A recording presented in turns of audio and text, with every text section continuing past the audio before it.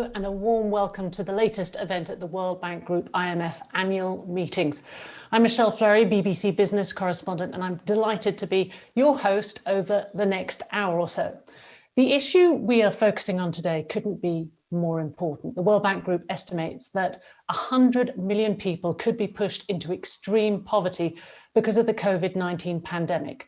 All the progress we've made in education, healthcare, social protection is at risk. The need for action is urgent. This year has been like no other, affecting all of our lives personally and professionally, but it's the poorest and most vulnerable who face the greatest impact. So how is COVID-19 changing the way governments are protecting and investing in people? How have response measures planted the seeds for a more inclusive recovery? And how can we reimagine the delivery of essential services in response to the pandemic while building a more resilient recovery? That's what we want to explore over the next hour. We're going to be hearing about the current response, the challenges ahead, and we're going to begin to build a vision for a future that puts protecting and investing in people at the center of national and global agendas. We have an incredible lineup of guests from around the world who can help us understand the challenges and the solutions.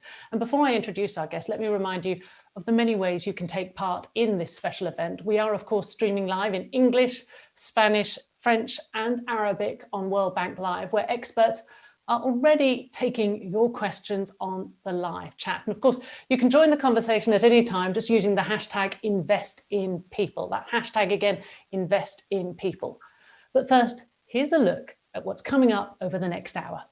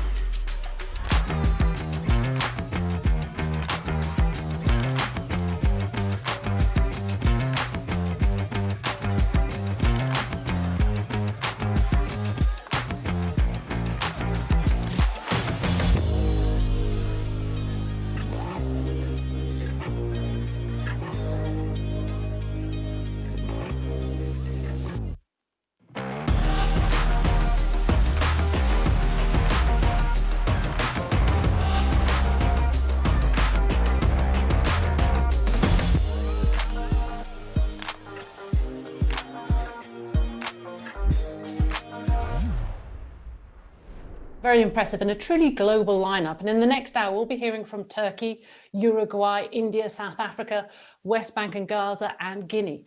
We'll hear from young people whose lives have been upended from this pandemic, and also from health workers on the front lines of the fight against COVID-19. First, though, let's take a look at the challenges we are facing in human development.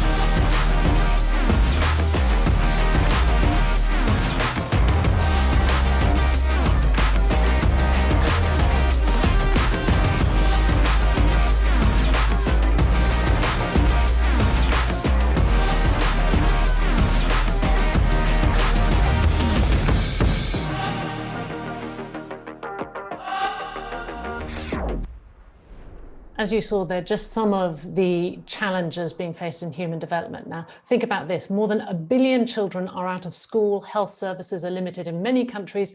Women and children are especially affected, and very often there are no social safety nets. How does the international community respond to this enormous challenge? How do we protect a generation and create a resilient and inclusive recovery? To answer these important questions, I'm joined now by Mari Pangestu, the World Bank's Managing Director of Development Policy and Partnerships. And as many of you know, Mari was a cabinet minister in Indonesia before joining the World Bank and knows just how important investing in people is for increasing equity and economic growth.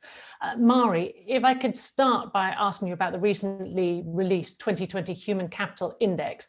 What did it tell us about the outcomes we've seen from investments in people and the possible impacts of COVID-19?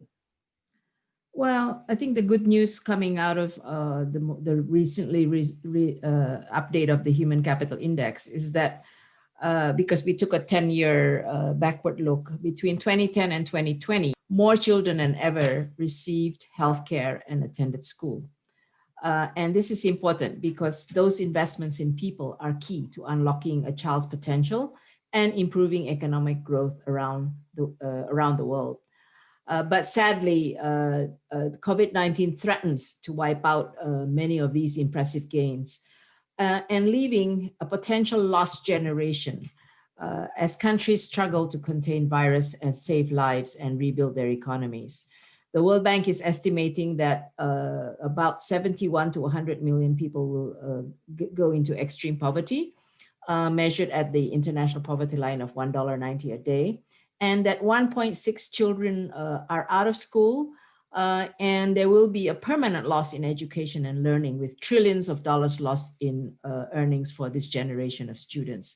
So I think our challenge ahead is how do we preserve the human capital gains that have been made and prevent a reversal? So, I mean, how does the World Bank support countries as they're trying to deal with the impact of this pandemic? Well, the World Bank has been, I would say, very fast in its response to the emergency health situation.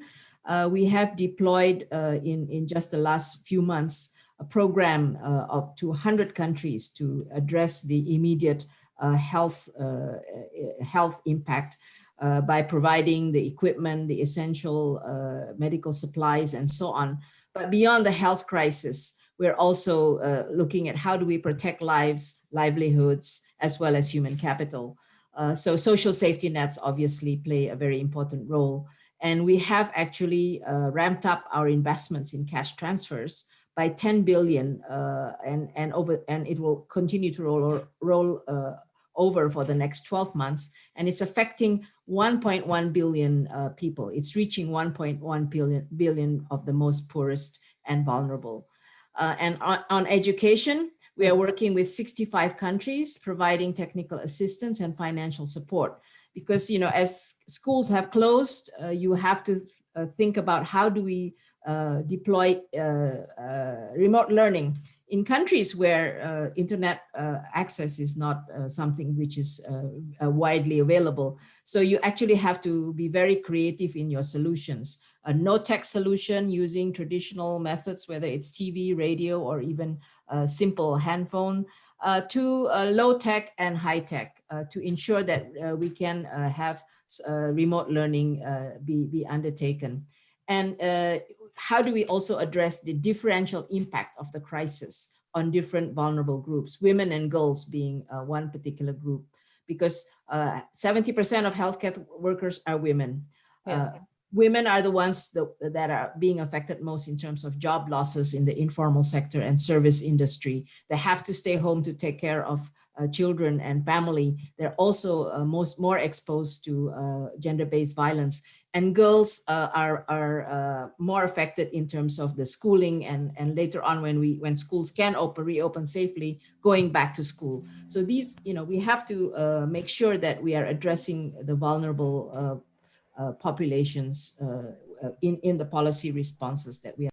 I mean, one of the things that's been fascinating is the pandemic has exposed weaknesses and gaps in existing systems. I'm just curious, you know, how can a country's response today help address some of these enormous challenges that you've described? That's a really good question. And that's really what I think we are humbled by this experience, let's say. You know, we use our past experience from crisis and our instincts about good policy and so on. But we are all, I think, learning and adapting. I think the key is how do we, as the situation is so fluid and things are happening very quickly, how do we adapt to the situation, self-correct, and then as we are doing that, find the opportunity to build back better. And I think today we are going to be talking more about that, but let me just highlight some of the things that are coming out just as we are rolling out our programs. On social protection, these programs used to be very targeted to the extreme poor, but in this crisis, the impact is broad. So we've had to broaden the target, make it broader and scale it up.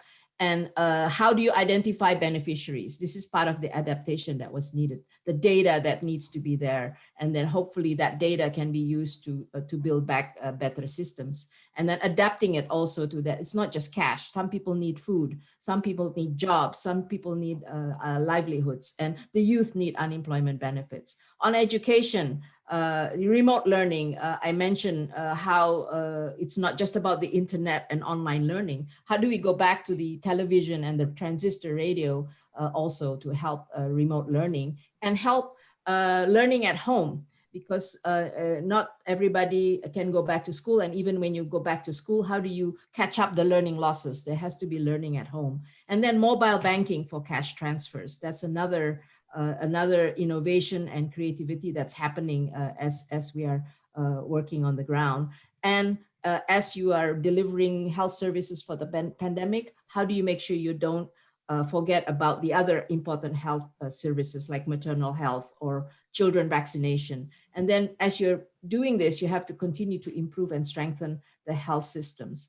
So this is kind of the learning on the ground. And we are really, I think it's all about adapting, adjusting, and building back better, building systems, data, and better delivery and monitoring of the services that we need to deliver. That's a good place to end on a positive note, an opportunity there to build back better. Yes. A big thank you to Mari Pangestu, the World Bank Group's Managing Director of Development Policy and Partnerships. Thank you, Michelle. I'm Luis Osorio Flores in Washington, D.C., and you're watching the World Bank IMF annual meetings.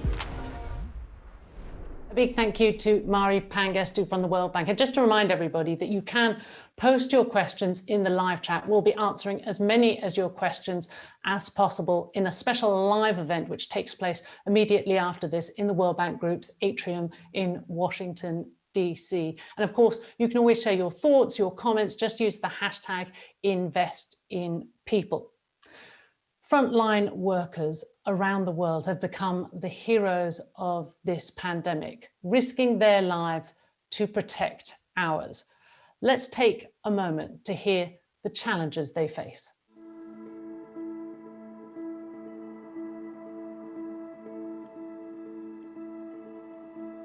The biggest challenge for me as a caregiver for patients with COVID-19 was not seeing my family for a very long period of time. My unit has only COVID-19 patients. The biggest challenge is when I'm intubating a patient that needs ventilation support to keep breathing. I need to be really fast and really precise dealing with COVID patients, since when it comes to this, they are facing imminent risk of death.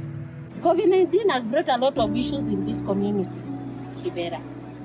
You can see the young girls became pregnant because they couldn't afford online learning. In the houses, there's a lot of gender-based violence because the parents were sacked out of their jobs. Nos offres, c'est essentiellement la planification familiale et la santé de la mère et de la reproduction.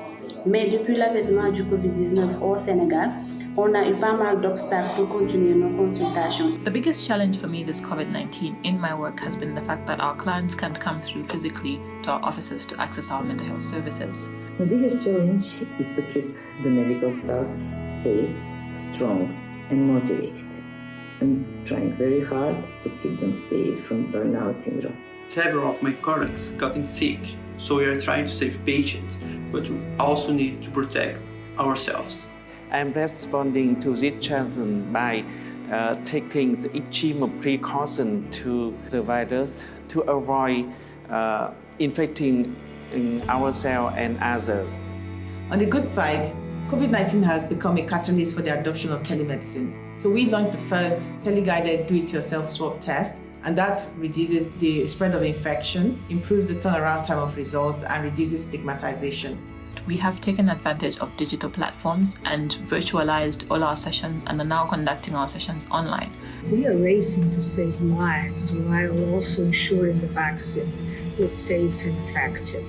There is an enormous amount of data for me to observe every day, and I am working longer hours to ensure that we get this right at this moment.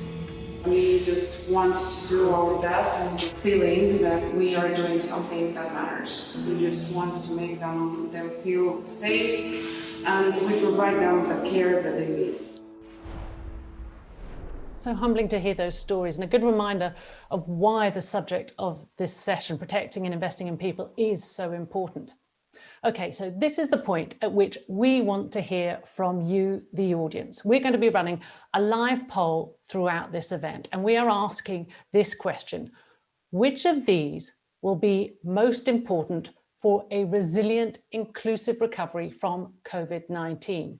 Is it A, delivering vaccines to the most vulnerable, B, safely reopening schools, C, providing cash to struggling families, or D, ensuring girls and women have equal access to jobs? Once again, the question is, which of these will be most important for a resilient, inclusive recovery from COVID-19? Is it A, delivering vaccines to the most vulnerable, B, safely reopening schools, C, providing cash to struggling families, or D, ensuring girls and women have equal access to jobs? Now, you can cast your vote on World Bank Live, and the final results will be revealed during the live show that follows right after this event, so do stay tuned. We'll also be putting your questions directly to the bank's top experts in that show.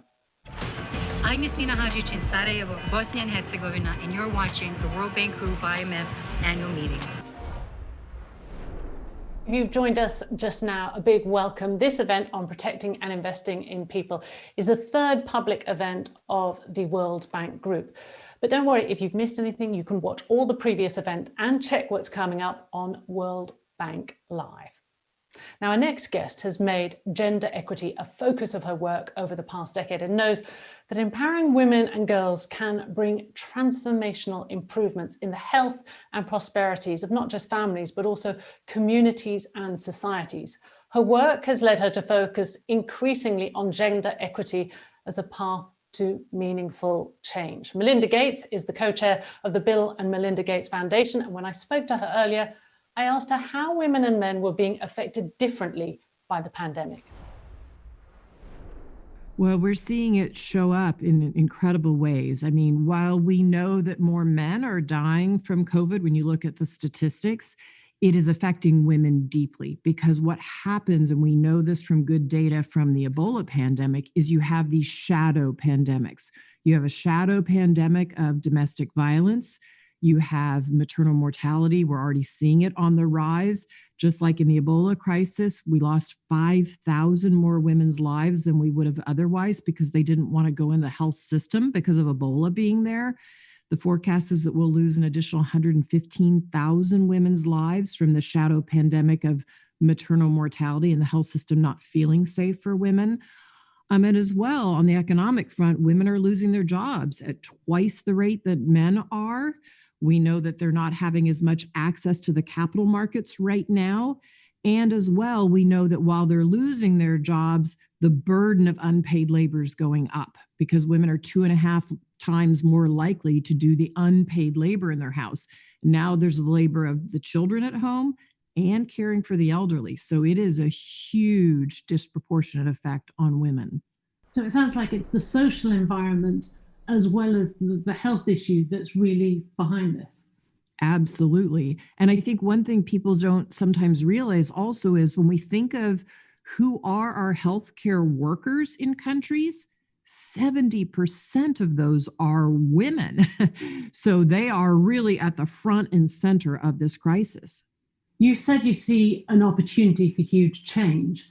What is the risk of not doing anything, of not addressing this? If we don't put women at the front and center of this agenda, we are going to have a very, very slow recovery. We have to get global trade fully up and running again. And so it means we have to think about everybody else. We have to think about people in low-income countries, because COVID anywhere is COVID everywhere. And so if we only focused on high-income countries or high and middle-income countries, you're not going to have the supply chains we need to keep everything going. And so I think it's a risk that if we only think of ourselves and our community or our country or our state, we're not going to get this recovery up and running, get the flywheel up and running as quickly. And so we have to think about things like the World Bank thinks about what they call human capital, which is really people's health, their education, their economic opportunity, and their voice. And we're seeing citizens speak up, because remember, all of a sudden COVID is exposing these cracks in societies that we've had, these inequities. And so you're seeing the road to recovery is going to be very slow if we don't get those 4 things up and running well. Melinda Gates, thank you so much for your time, and lots to think about there. Thank you, Michelle. Glad we could speak. Melinda Gates there speaking to me earlier. A quick mention of another opportunity to engage. As you know, a resilient recovery is the theme of these meetings, and we're asking you to send us photos of what resilience means to you. We're adding these pictures to a virtual mosaic, and you can see how that's shaping up and upload your own pictures on our website. Now, we know that young people have been especially affected by the COVID-19 pandemic. They miss out on school or university, face unemployment, have to support family members, and encounter gender violence or depression. Let's hear from young people around the world about their experiences, their fears, and also their hopes.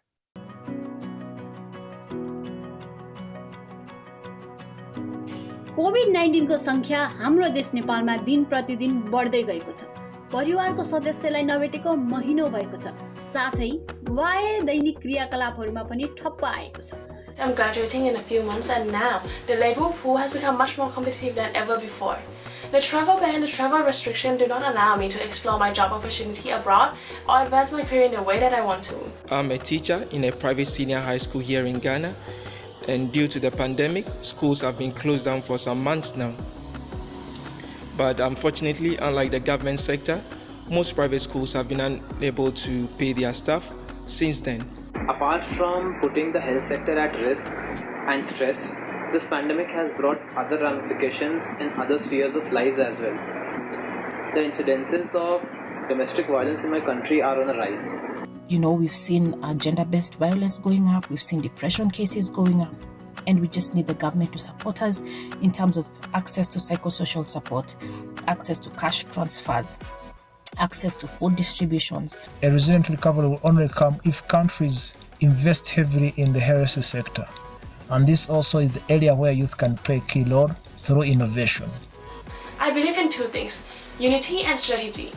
We Peruvians are strong, resilient, and enthusiastic people. We will overcome this. Just make we continue, look out for each other, and help each other. It's amazing to see all those young people who live around the world, and yet the challenges they face are similar. I'm Hai Yến in Hanoi, Vietnam, and you're watching the World Bank Group IMF annual meeting. Well, let's move now to Africa, where COVID-19 continues to take hold across the continent, and the situation is evolving quickly. The pandemic is taking a toll on lives and economies, pushing the region into its first recession in 25 years. President Ramaphosa of South Africa, also currently chairperson of the African Union, sent us this message for a more inclusive and resilient recovery. Leaders of the World Bank Group, Excellencies, ladies and gentlemen, the coronavirus pandemic is having a deep and profound impact on the world. It has devastated livelihoods and economies and set back our ability to meet the aspirations of the 2030 Agenda for Sustainable Development. For countries with low levels of development, the situation is particularly dire. As the African continent, our response to the pandemic has been both strategic and collaborative. Our strategy in dealing with COVID-19 has been based on 4 pillars. The first has been in developing a continental response to the virus. This has been led by the Africa Centers for Disease Control and Prevention, which in collaboration with the WHO has advised African countries on various disease control measures and protocols. The second has been in raising resources through the African Union's COVID-19 Response Fund. The third pillar has been in setting up a continental platform for the acquisition and distribution of diagnostic and therapeutic supplies to countries in need through the Africa Medical Supplies Platform. The fourth pillar has been the appointment of special envoys to engage with the international community to mobilize the financial support that African countries need.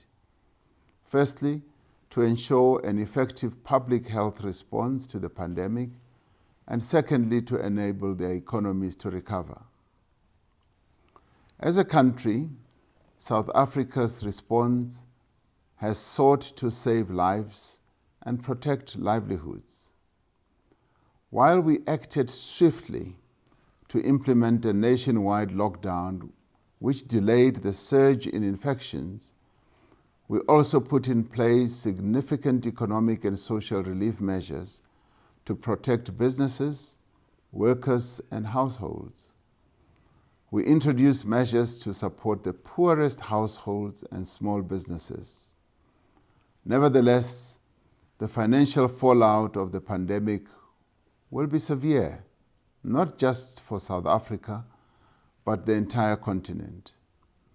Countries will struggle to meet their obligations to their people, with critical resources having been diverted to fighting the pandemic.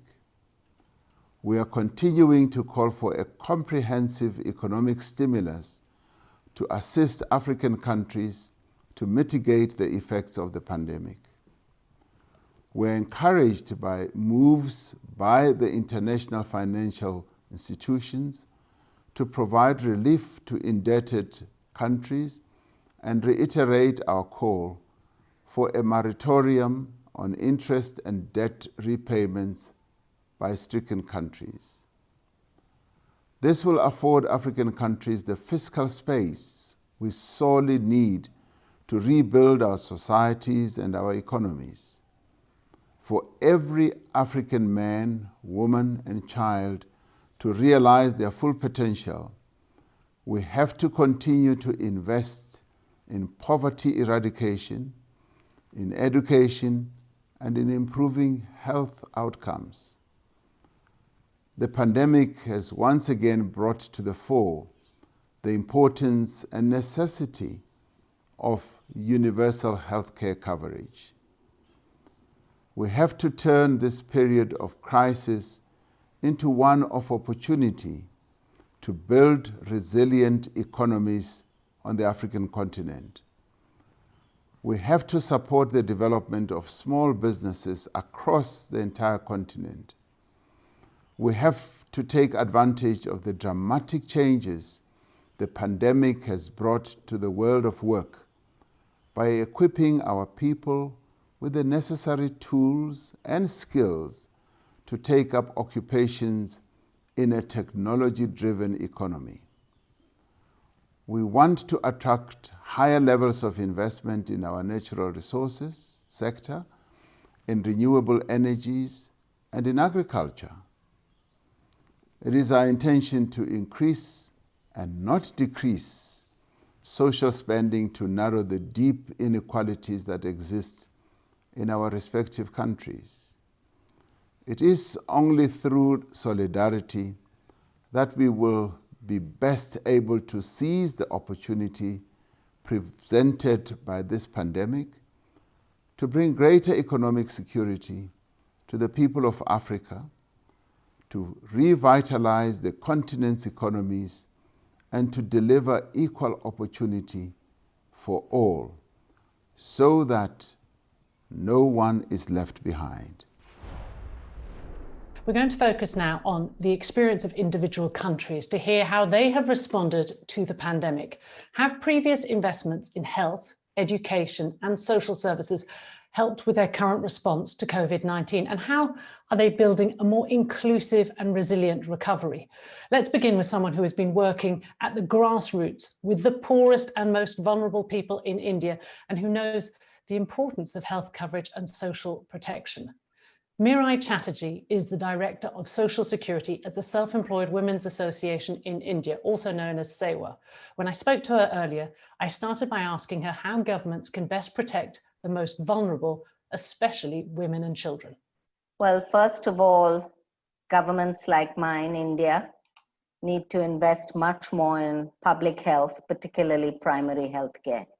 Unfortunately, we have underinvested for years, and therefore, during the COVID crisis, we've had a pretty tough time, I must say. Second, I think we need to invest in frontline health workers, particularly women. Women frontline health workers through the pandemic in India have shown yet again that they are second to none. They're ready to take risk. They're inclusive. They are local. They know what people need.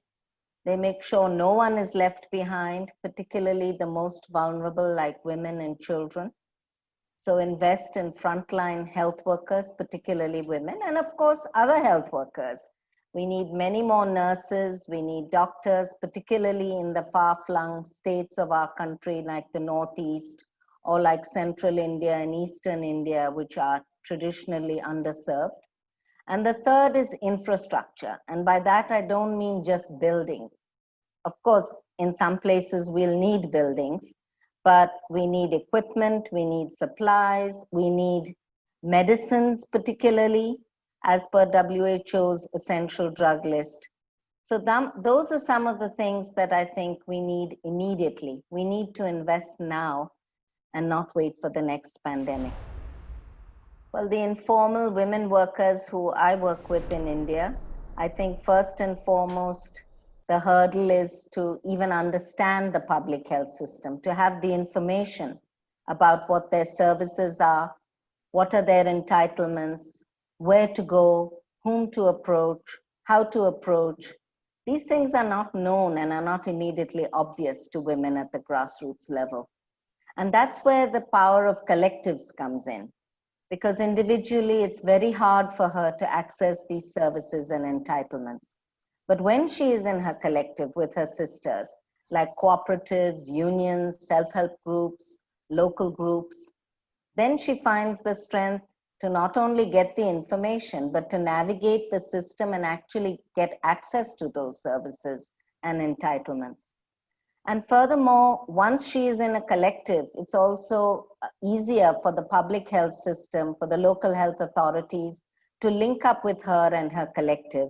So it's a win-win situation. It's a partnership that develops to make sure that these services and entitlements actually reach the last mile.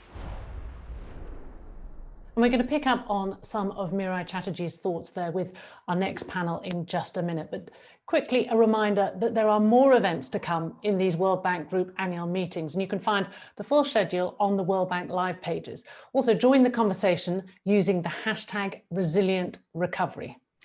Now, let's take some of those ideas on how to protect and invest in people and discuss them with our next 4 guests. Abhijit Banerjee is one of the winners of last year's Nobel Prize for Economics. We are also joined by senior government leaders from 3 countries. Azucena Arbeleche is Minister of Economy and Finance for Uruguay. Riha Denamach is the Deputy Minister of Education for Turkey, and Dr. Maya Al-Khaila is the Minister of Health for West Bank and Gaza. Thank you very much all for joining us today. Professor Banerjee, if I could start with you. Your work has focused on the best ways to alleviate global poverty. What investments should countries make for greater equity and economic growth? If you could give it to us in 3 top recommendations. Yeah, I'm going to, that's $1 million question, and that's sort of half of my life's work. You want it in 3 minutes. I'll kind of pick up the things that I think this COVID episode has highlighted as a way to just cut through the million options. I think one of the things is in terms of education, what is highlighted is how much of the potential for online education is unexploited. I think that's probably the thing that we've seen little pieces of research. We did research 20 years ago, in fact, showing that computers can be very useful, but I think that research has sort of been slower than I would have thought. So I think it's one what we see very much is that there is an enormous capacity for scale there. That there are great courses, and the great courses are available, often free, but somehow the link between those courses and the children in rural Malawi are not happening, and that's a tragedy, because in some ways they are A, deprived from school, B, these courses that are available are not getting to them. And I think this course is so great that we should think of ways of making them available even when school can reopen. I think that's one of the issues this is absolutely clearly highlighted. In health, I would say what I see as being one of the issues that I just had no sense of how important it could turn out to be is this.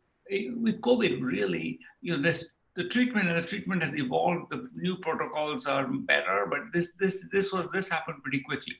What hasn't yet been figured out is the public service messaging, the health messaging. I think one thing that's really critical in this is just doing a few things make a very big difference. And I think that there's lots of experimental evidence, the kind of experimental work we do, suggesting that, for example, when you remind people that the US government is led by President Trump, who often says one thing and then changes his mind or says something different, they stop trusting what the Center for Disease Control says to them. They start ignoring messages. And more generally, there's probably too many messages. In West Bengal, where we collected data, people were getting 2 messages a day, but they weren't following them. And we have to find ways to get the message through to be more concrete. Finally, on social protection, I think this is completely clear that we need mechanisms of social protection that don't depend on dealing with people where they are, but where they're from, but where they are. They need to deal with people where they are. Migrants need to be able to access it. And more generally, the social protection system needs to be flexible to say that in this area, we have a particularly big disaster, let's send some money there. So I think that just that building in an infrastructure that's both flexible and tied to an individual, and at the same time sort of creating a financial base for it, so that you have money that you can then allocate to people, rather than saying, well, now we don't have money because we have a disaster going on. I think all of that needs to be thought through in this context. Mr. Banji, lots to sort of take in there. We're going to talk about the education portion of that coming up a bit later, but I want to talk to Ms. Minister Arbeleche and to hear about Uruguay, whether you have followed some of these recommendations around health, around social protections, because Uruguay does seem to have handled the pandemic well. Thank you. First of all, I would like to thank the World Bank for this invitation and for the chance to present to this distinguished panel the case of Uruguay, a small but brave country in South America that, yes, has been performing well in this global fight against the COVID-19 pandemic so far, of course. Still, we have enormous challenges ahead. So Uruguay is a country with a population of almost 3.5 million inhabitants. The first case of coronavirus occurred in mid-March. So far, at the end of September, there have been around 2,000 confirmations of persons with the virus and 47 deaths. Nowadays, there are only 2 patients in ICU, with 200 persons still recovering outside hospitals, mainly in their homes. These numbers result from a current rate of testing of more than 600 per 1 million inhabitants. But more importantly, 6 positives every 1,000 tests.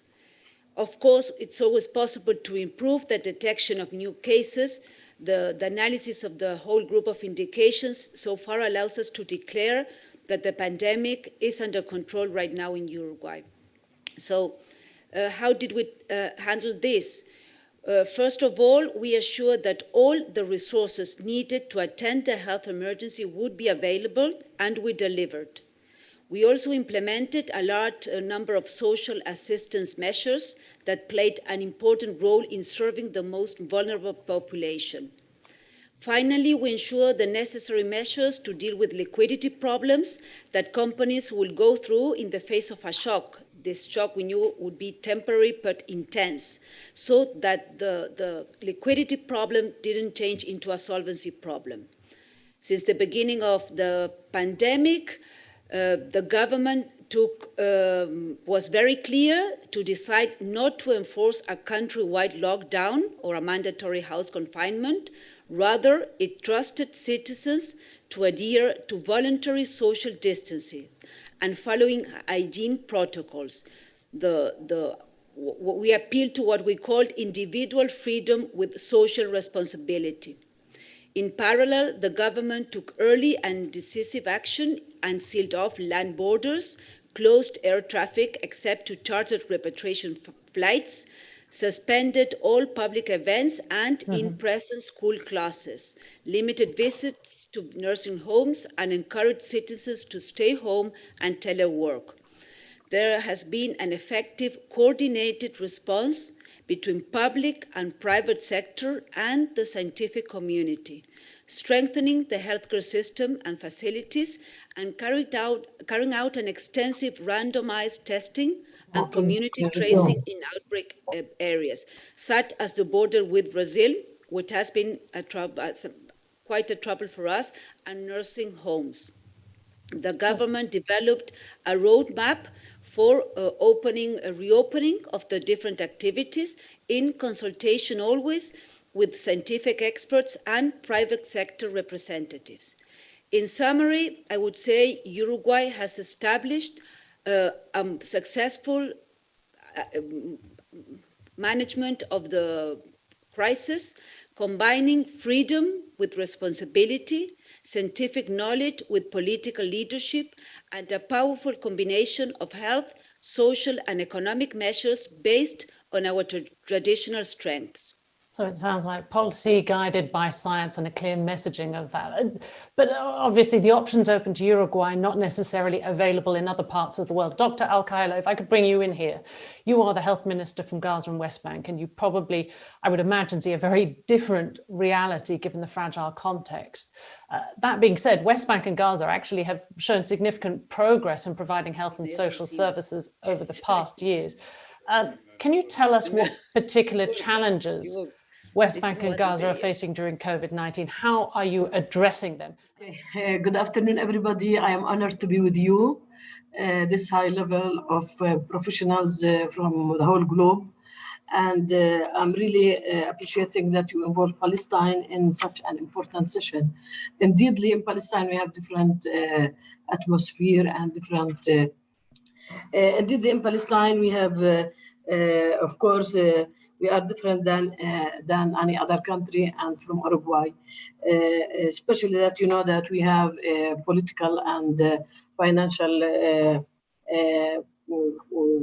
crisis these days, and appreciating that the World Bank Group have invited us and looking for the COVID pandemic. I can say that in March, we started the first cases in Palestine. However, we have until now in West Bank, Gaza, and East Jerusalem, around 50,000 cases, which was diagnosed. We have the rate of recovery is 81%. And the rate of hospitality is around 5%. ICU cases only 1%. Those who are using ventilators, I mean. But we have lots of challenges. Out of these challenges, the first of all, it was a challenge. How can we prevent the spread of the coronavirus in the Palestinian community, and for such we have responded rapidly, and starting from the presidency, where they also, as in Uruguay, there was a very early decision to close the country, whether it's education or public events or schools, and it was running this for 1.5 months, which helped us a lot to prevent the spread of the virus. However, we have a challenge of the surveillance system because it was a real challenge to go ahead with our policies. Therefore, the remedies that was taken is to have different levels of committees that can control all the policies that was taken by the government cabinet. And in this case, we have done what's called COVID emergency hire committee, which involved the 6 ministries: Ministry of Health, Ministry of Economy, Ministry of Foreign Affairs, Ministry of Internal Affairs, Ministry of Agriculture, and the Ministry of Local Affairs, and Ministry of Labor. And also representative of the governorate and representative of the private sector, and it was all headed by the Prime Minister. And out of this, there was different committees at the level of the community, at the governorate and communities. And this helped us a lot because at least we could have our information from the ground, where we could have taken our decision when to lock, when to open areas, what we should do on the economic and in the economic status of Palestine, especially that we are passing through an economical crisis. So that coordination was key. Yes, it was a key issue, the coordination. Right. Not only among the government, but among the government, private sector, and civil society. And there was a real, very good coordination and very good cooperation. And this helped us to decrease, according to WHO study that was done last August. Sorry to interrupt you, Minister. I just wanted to move on and pick up on that point you talked about coordination. One thing we haven't touched on yet, but everyone has mentioned, is education, and that seems to be so key, schooling. I want to turn to the experience of Turkey. Minister Denemat, you are the Deputy Minister of Education in Turkey. You have provided distance learning to more than 18 million students, involving 1 million teachers during school closing. How did you do this? What were the lessons you learned? Thank you, Michelle. I would like to extend my regards to all of you. First of all, believing the importance of the sharing measures, I would like to thank you for organizing this crucial meeting, for inviting us and providing the opportunity to exchange our experience, and also internationally, and also enable us to learn mutually. Let me say something about what we did. Is in many other countries, face-to-face learning was discontinued last March in Turkey. We were able to give a quick response to compensate for the negative educational effects of the pandemic. We were able to do, since Ministry already had an online platform. Only 1 week after the closure of schools, we started distance education on our national TV channel. The Ministry also provided online education for primary and secondary students, secondary education students, and Education Information Network, which we call EBA, our online learning platform. The lessons learned in this process could be summarized as it is critical to reaching all students, and thus all necessary measures must be taken in this respect. Our ministry established 1,420 EBA support points to reach the students who cannot participate in remote education from their home. Furthermore, the GSM operators in Turkey are providing access EBA content free of charge for their users in order to avoid any internet quota problem. It is very important. The other important issue is to take the necessary measures for students with the special education needs. This remote education program has considered the needs of hearing impaired, visually impaired, and psychologically and mentally challenged students. They are also, in this program. When an online platform is created, training must be designed for the use of all stakeholders, including the teachers, students, and parents. Parents also very important for distance education, especially in this age era. Our minister provided supports and maintaining for teachers and all different branches for both public and private schools. These are the things, I would like to say about, what we did for our 18 million students and 1 million teachers in our huge education system.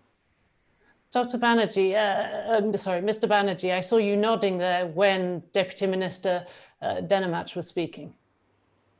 Yeah, I mean, all of the ministers, in a sense, echoed, I think, a similar point, which is that you have to think in scale and think through coordination, and that's always, I think the challenge in any of these things is, you don't really usually start from a situation where you have the mechanisms available. So how do you pivot a big ship on a dime very quickly? And that's a challenge, and that's why coordination is a word that keeps coming back. But also, I think this idea of actually having expertise. I think that's what many countries just don't have the expertise on the ground to do the kinds of things you described. They've been flailing. And in many ways, I think that one thing this brings out, I would say this episode brings out, is the need for us to share these learnings. What did you do? Why did it work? I think this conversation that we're having is crucial in the sense that it's the central piece of what we'll take away from this episode is, how do we do things better? And I think that the learning from all the ministers' speeches were very useful for me. There's a lot to get through and not enough time, as always. But Minister Arbalete, a quick question. You are the only finance minister here with us today. How do you convince, we heard from Dr. Alkaila, they're talking about departments working together.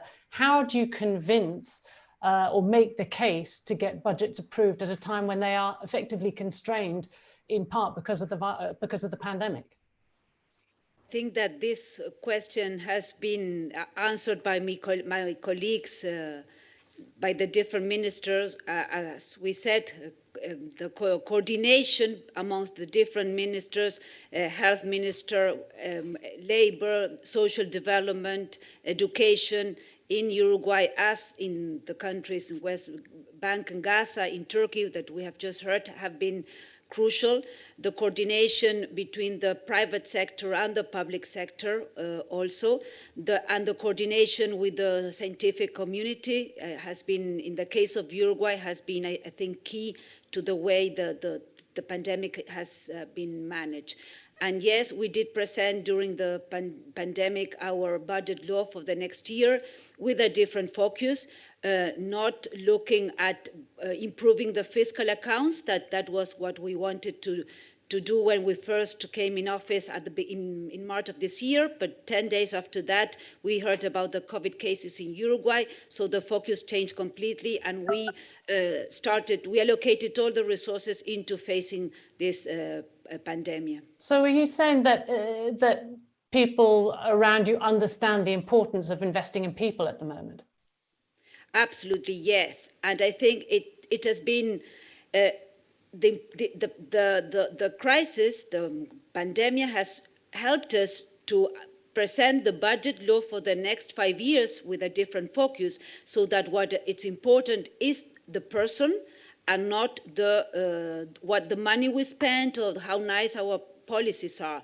It's the results that matter, and it's the patient, the student, people having a better house that matters, and not the money we spend and what we do. It's what we achieve and the impact we have in our people. I think that in that way, the crisis has helped to shift into this new way of looking at the budget.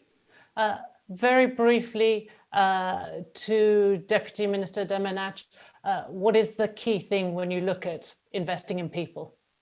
Well, our aim in all these areas in investment, make sure students at the K-12, including those with special education needs, have access to a quality and inclusive education. Some of the concrete steps we planned could be one is, this academic year, and we would like to plan to shut 1,719 in total, and also the largest distance education vocational development program in the history of Turkey. Education has been initiated. We did that things, and hybrid education system will be carried out. The theoretical part of the vocational courses will take place through online education, while practical courses will be at school. This is the new thing we are going to do in the future, and we are going to do right now. And Dr. Al-Khaila, a similar question to you. I mean, you have created a social safety net. How do you continue to do that going forward? Actually, we need to continue having a social solidarity among the Palestinians, and therefore social security, and in between brackets, because this is one of the major issues that can help us, especially in a status where Palestine is living an economical crisis due to the revenues that Israel is confiscating, as everybody knows. Therefore, very little money we have been generating from the Palestinian society because of the closures and the economical lockdown of in the last few months, and it's slowing down also in these months. Therefore, there was. We have mobilized women groups and the local governance as municipalities, women groups, and also volunteers to work with us on different issues. First of all, on health education, on giving social support, whether it is in-kind donation or it is on other levels. As well, we mobilize the Palestinians in the diaspora, and they send for us real donations that could help us, especially to support those families who are in the quarantines. Sorry to cut you off there, Dr. Al-Khaila. We are running out of time, but I want to thank you very much, and also for bringing up the question of gender. This has been a very rich discussion, clearly a lot more to be discussed. We've had a glimpse at what different countries are doing to protect and invest in people, from the long-term investments that pay off when a crisis hits to the policies that accelerate during a crisis. So I want to say a big thank you to all my guests for being here, and I wish we had more time because clearly lots more to say on this. I'm Tom Perry in Sydney, Australia, and you're watching the World Bank Group IMF annual meetings. I'm Michelle Fleury, and if you have just joined us, don't worry, there is still plenty to come. And there are also lots of ways to join this conversation. We'll be answering your questions live straight after this event, where we will also reveal the results of our poll. Now, a reminder, in case you missed it, we are asking which of these will be most important for a resilient, inclusive recovery from COVID-19? Is it A, delivering vaccines to the most vulnerable, B, safely reopening schools, C, providing cash to struggling families, or D, ensuring girls and women have equal access to jobs? And you can cast your vote on the World Bank live page. So go there now, cast that vote. Now, fair and equitable access to a reliable vaccine for everyone everywhere will be an important step along any road to recovery from this pandemic. Fortunately, prospects for vaccine development are bright, with significant resources invested in research and development. But what about the manufacturing and distribution of a vaccine once available? That's something that my next two guests are very much involved in. Mohamed Akuji is the CEO of Imperial Logistics in South Africa, a Pan-African company, and Narendra Dev Mantena is the CEO of Biological E in India. Mr. Mantena, if I could start with you. Biological E is a family business that manufactures vaccine. Now, we know there is going to be huge demand for a vaccine against COVID-19, billions of doses required to ensure everyone can get vaccinated. What are local pharma companies like yours doing to prepare for the mass production once a vaccine is developed? What is needed to help companies do this? No, thank you, Michelle. I think we need to distinguish between pharma companies and vaccine companies. I think while pharma companies may have the capability, they cannot just turn on vaccine manufacturing on a dime. So it is likely that the vaccine manufacturers are going to make the difference initially. So it gives some time for the pharma companies to be able to ramp up and learn the skills. So as a company, and we've been making vaccines for nearly 50 years, specifically for COVID, as early as February and March, we offered two types of partnerships. One was starting engaging with the Gates Foundation as well as academia to develop a vaccine portfolio of our own, as well as enter into partnerships where we can offer our manufacturing services to other companies who are developing. I think that, given our reputation and our expertise, we were fortunate enough to attract companies such as Johnson & Johnson, where we're offering manufacturing services to them. And I think we're also quite pleased with the development of the portfolio that we have endeavored on our own. And we have our own vaccine going into clinic next week or so. Now, from capacity perspective, with the support of IFC, we've been investing in capacities from 2017 onwards.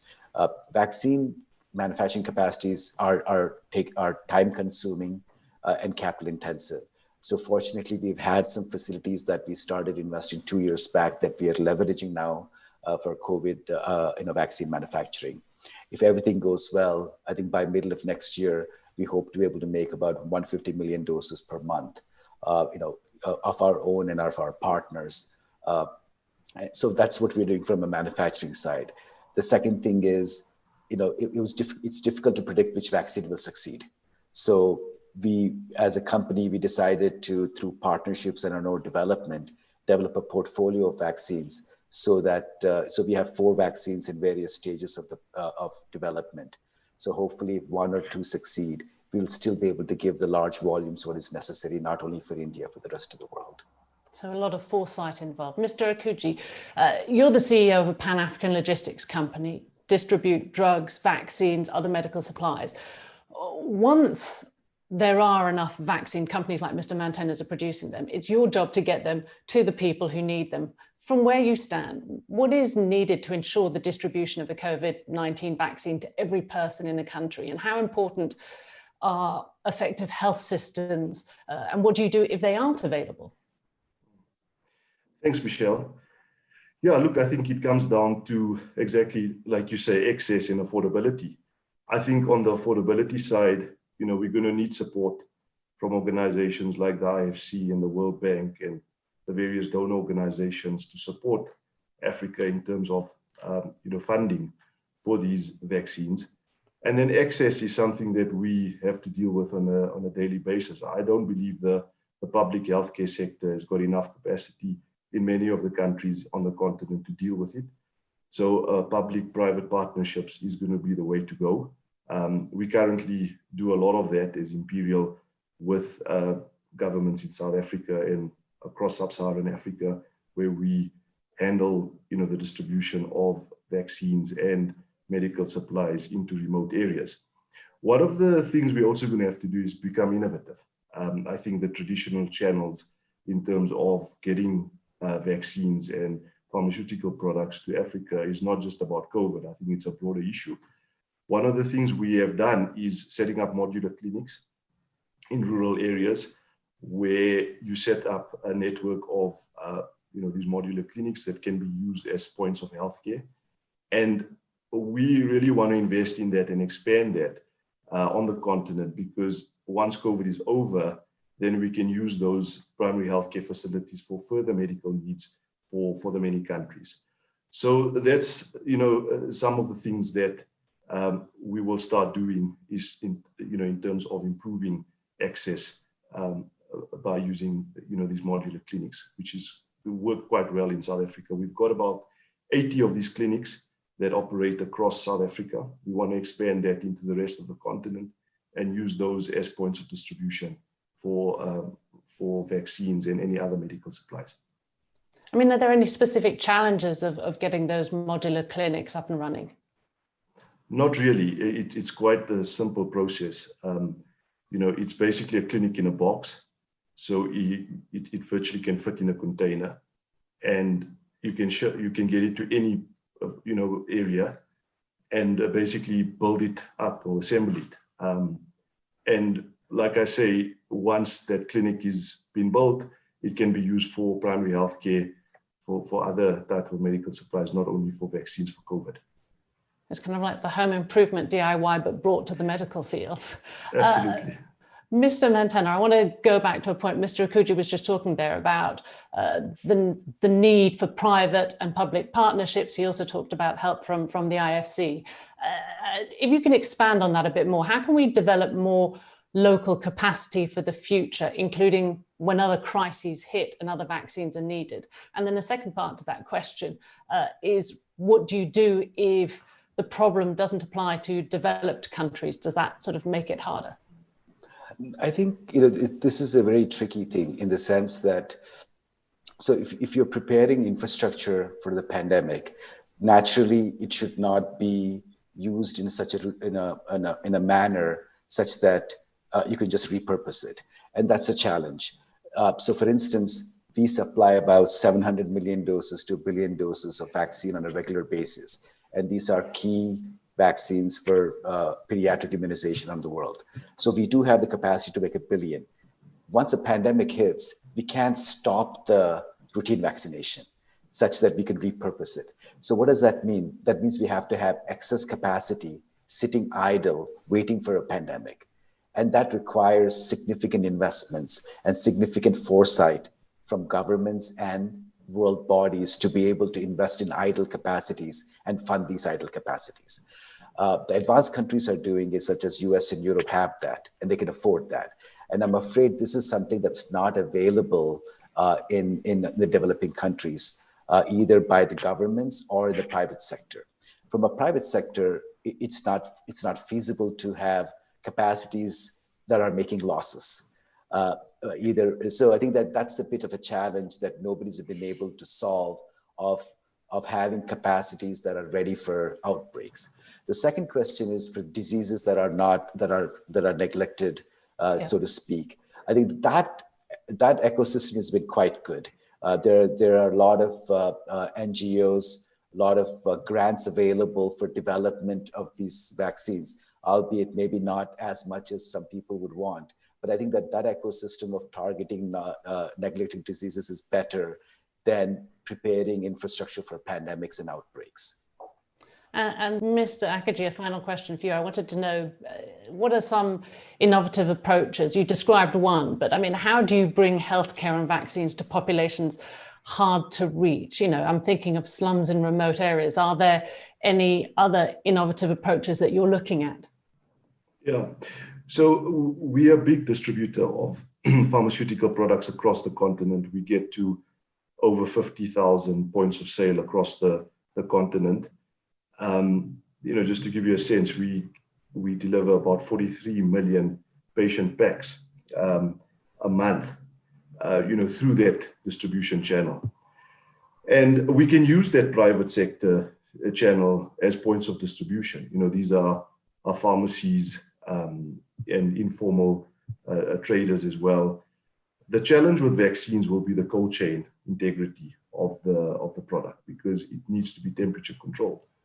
And there we have got control tower technology, and we have started using that in our business to be able to monitor and make sure that those vaccines or whatever pharmaceutical products that need temperature control gets monitored in giving you supply chain visibility and integrity. So using those, many thousands of points of sale across the continent as points of, getting the vaccines to people could be used, because we go to those points of sale. We're delivering pharmaceutical products 2-3 times a week into that network. So, one way is the modular clinics I described. The other way is to use the private sector in the informal space as points of distribution. It may require some investment, in terms of ensuring that those vaccines are temperature controlled in those points of sale. But you could effectively use those networks as well as a way to get vaccines quickly to the people. Thank you so much. I'm glad you brought up the temperature control, because I think that is one issue people have been talking a lot about. I know one of the vaccines, there is talk it has to be stored very cold. Many thanks to both of you for some excellent insight into what's needed to ensure that everyone has fair and equal access to COVID-19 vaccines. Now, the bank's private sector arm, the IFC, is very much involved in supporting these efforts, and you can use the hashtag IFCHelp if you want to add your thoughts on this subject. Now, stay tuned for a special musical treat. Investing in women and girls is at the heart of the World Bank Group's work on human capital. And Banlieues Art is a hip-hop group from Guinea. This special song, Avec Elle, or With Her, is their anthem for the empowerment of women in Africa. Let's hear it.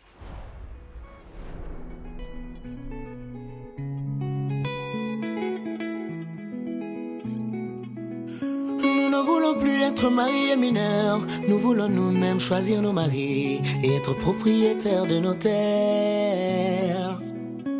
Nous voulons être respectés et être décideurs, ne plus être intimidés, violés. Nous voulons aller à l'école, c'est décidé, franchir les étapes et faire part de nos idées. Jamais plus jamais excisés ou être exploités.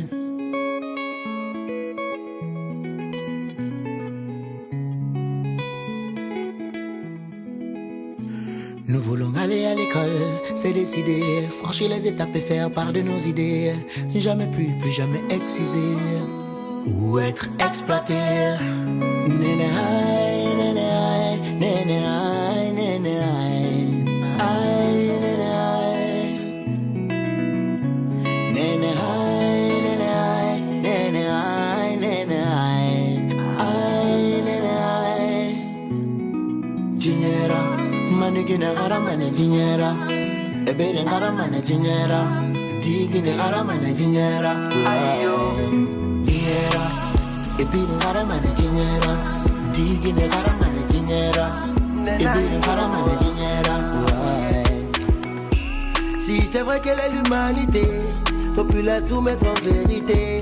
Dans les mains d'une femme préparée, le monde pourrait mieux se porter. Éducation pour nos filles, égalité pour nos femmes, halte aux violences conjugales, mutilation génitale. Sumni, janneng, finera ou bébé. Si be jangi have body, bedang koto lay de day.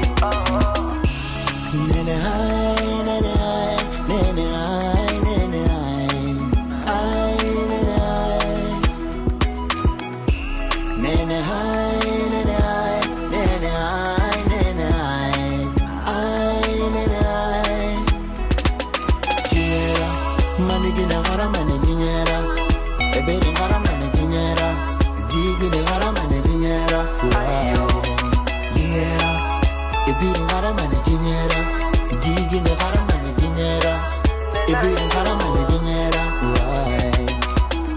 Plus de 200 millions de femmes et de filles ayant subi une mutilation génitale, dont près de la moitié vivent en Afrique. Elles sont victimes de mariages forcés, de viols et d'exploitation. Une fille sur 10 est scolarisée. Tous avec elle, on dit non. Fondation Abdoumbaye. Dinera, manigina garamane dinera, ebere garamane dinera, digine garamane dinera, dinera, ebere garamane dinera, digine garamane dinera, ebere garamane dinera. I'm Michelle Fleury. It's been a pleasure spending the past hour with you. And now let me return to Paul Blake in the atrium of the World Bank Group's headquarters in Washington, DC.